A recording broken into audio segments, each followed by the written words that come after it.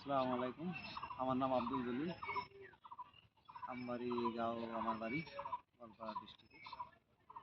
তো স্যার, আমি চাইনিজ ধান আবাদ করি।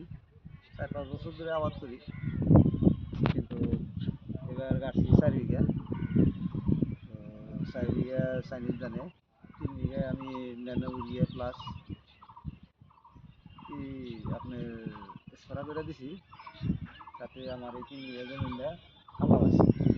এদিকে 1 বিঘা জমিন আমি স্প্রে করি নাই, কিন্তু ধানটা লাল লালই আছে। তো ভাবছি এটাও স্প্রে করে দিব।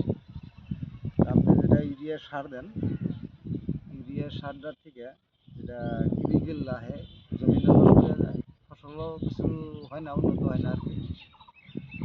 সব দিকে ক্ষতিকারক আর কি। ফসলে এই জমিনেরও ক্ষতি, প্লাস মানুষের শারীরিক দিকেও ক্ষতি, মানে হাত টাত নষ্ট হয়ে যায়।